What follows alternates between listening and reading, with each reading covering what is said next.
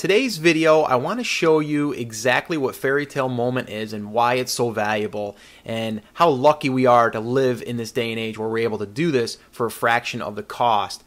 Before we were able to do this digitally, you'd have to buy one like this right now, which you still can, for $3,142 just for the columns right here. And that's from Denny's Manufacturing. They have to ship it on a truck, and you also have to have the storage for that system. I'm showing you this just to show you that these things are expensive if you were to go out and buy the physical version of these. $3,095 for that one, for this little area here, for this this corner column, and then the fencing that goes with it, and that doesn't even include the background, I don't believe. So it's very expensive. Now, will that pay for itself over time? Sure.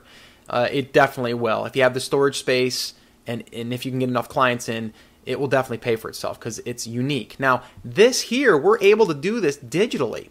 And what's really cool about this, I'm just going to bring this in, is these are two separate layers.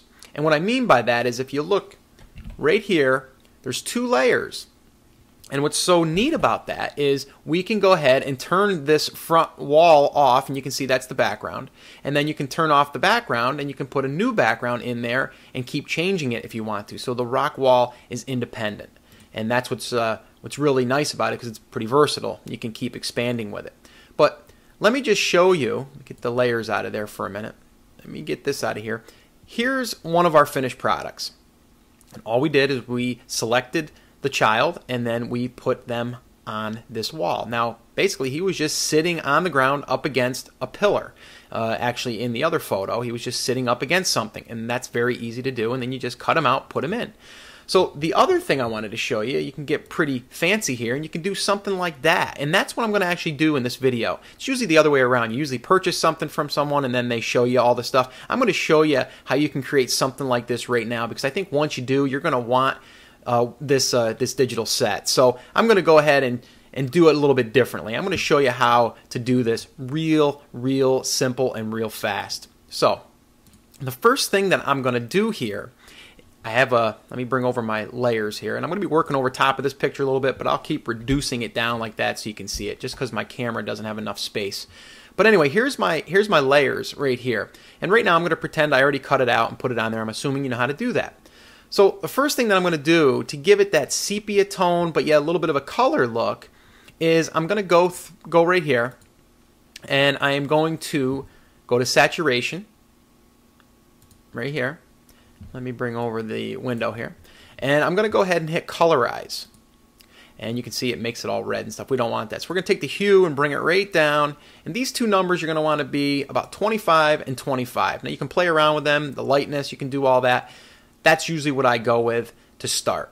Hit OK. Now we've got a sepia tone looking image right now. So now what I'm going to do is I'm going to go to Edit, Fade, Hue, and Saturation. Let me bring my little slider over here. I'm going to bring it down to however you want it to look. And that looks pretty good right there. Maybe even bring it down a little bit more, bring a little bit of that color through. And I can toggle that on and off so you can see that that was the sepia and that's the color coming through. So there we go. So now let me bring this out of the way so you can see that. That looks pretty good. You could save it just like that and it would look great and customers would love it. Okay, so that's one way of doing that. So now the next thing that we're going to do is we're going to add a vignette around it. Now there's a lot of different ways you can do this. The easiest way to do it, well, not the easiest, the way I'm going to show you today, this is one of the easiest ways to do it, is basically we're just going to burn it in. And what you do here is just go over to your tool palette and click on the burn tool, which is right here. Let me zoom in on that. Okay, and go to burn, midtones, and you want your brush to be, you can have it a little bit harder, but like 50% to start with. Your diameter, you can play around with that if you want. And then your exposure up here, I got it at like 60. And I'm just going to start to darken this in. That's all. Just like that. Bring it up in here, maybe a little bit in there. Let me get this palette out of the way. There. Just to draw the eye in to there. Now if I want to take the exposure down a little bit, maybe go in here a little bit, I can do that. Now, I didn't have to do this. It just looks a little bit more fairy tale-ish. Okay? So that's that. Now, let's add some light coming in like it's coming in the book.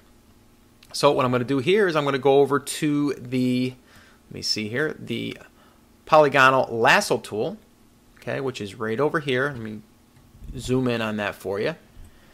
And then I'm going to just take this right here, wherever I want the direction of light to be showing into, and just click a point. I'm not holding my mouse down, I'm just dragging it over here, here, here, and then connect it. Oops, now see what happened there? I'm glad that happened, because you can see up here the feather was at 30%. We're going to put that down to like 10. Let's do that again. Up here, here, here, here, and here. There, that's better. Now we're going to go to the dodge tool. Basically, the dodge tool just takes away. Let me bring my eraser or my tool down. And then up here I got exposure at 50%. Now watch. If I go over top of that, I'm only touching the area that I selected. Now if I go over here and unselect it, you can see I've got a little bit of light coming through. Let's do one more of them. Here. And let's go to here, here, here, and here. And I got another one now. So let's go to the dodge tool. Go in a little bit. Unselect that. Maybe we could do one more right here. Now you can do this as much or as little as you want. It really doesn't matter. It's whatever you see. Oh, I'm on the crop tool right here. So go here, here, here, here, and here. There it is. Okay, so now I'm going to do the same thing. Lightly go over it. Click off of that, and now I've got some directional light coming in there. Now, if I wanted to add just a little bit more of a glow here, here's a neat little trick. Hit Filter, go to Render, Lens Flare. And I'm going to take this, let me bring this over for you. Bring this over here. Might want to tone it down a bit, just so it's little. Hit OK, and voila. I've got a nice little ball of light glowing. The lights are coming in, and I've got a neat little picture there that looks different than when I started. And this was all done with this digital background and this digital prop. So I just wanted to show you how versatile it is, how inexpensive it is, and I think once you get this and you show it to your clients, you're going to make a lot of money with it. That's just my personal opinion. I can't guarantee that. But anyway, that's it. That's going to wrap up this video. Thanks for stopping by, and I hope you enjoy this digital background, and I'm sure your customers will as well. Take care.